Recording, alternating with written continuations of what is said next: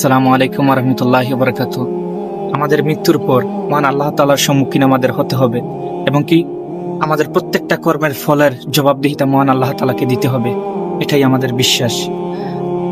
তবে আজকে বিশ্বে যে মুসলিমদের প্রতি যেই মর্মান্তিক নির্যাতন জুলুম অত্যাচার চলতেছে, সেটা কোনো কিছুতেই কোনোভাবে সেটা মেনে নেওয়ার মতোই না।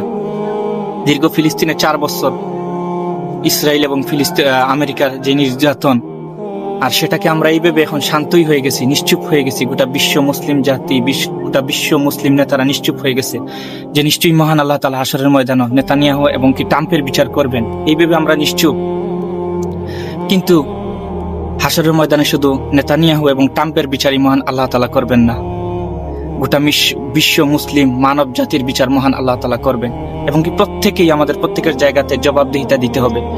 কেন সেই সময় যখন ফিলিস্তিনের উপর, ইরানের উপর এই জুলুম এবং নির্যাতন চলতেছিল, তখন বিশ্ব মুসলিম নেতাদের কি ভূমিকা ছিল এবং কি আমাদের কি ভূমিকা ছিল, এই বিষয়ে আমাদের নবী করিম সাল্লাল্লাহু আলাইহি সাল্লামের একটা হাদিস রয়েছে। আমাদের নবী করিম সাল্লাল্লাহু আলাইহি সাল্লাম বলেছেন, যদি কোনো ব্যক্তি কার উপর জুলুম হতে দেখে, অত্যাচার হতে দেখে তাহলে সেটা যেন তার হাত দিয়ে প্রতিহত করে। আর যদি হাত দিয়ে প্রতিহত করার ক্ষমতা না থাকে তাহলে যেন মুখ দিয়ে সেটার প্রতিবাদ জানায়। যদি সেটাও না থাকে, অন্তত পক্ষে যেন হৃদয় থেকে, মন থেকে যেন সেটাকে ঘৃণা করে।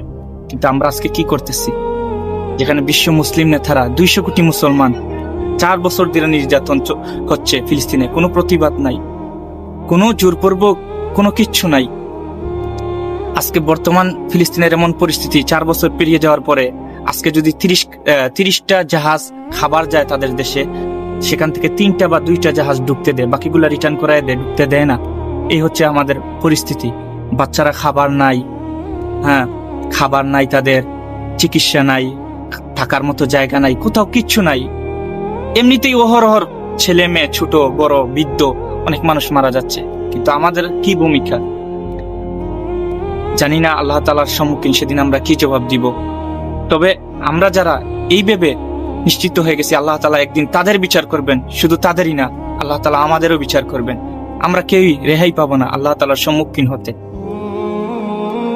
ইনশাআল্লাহ।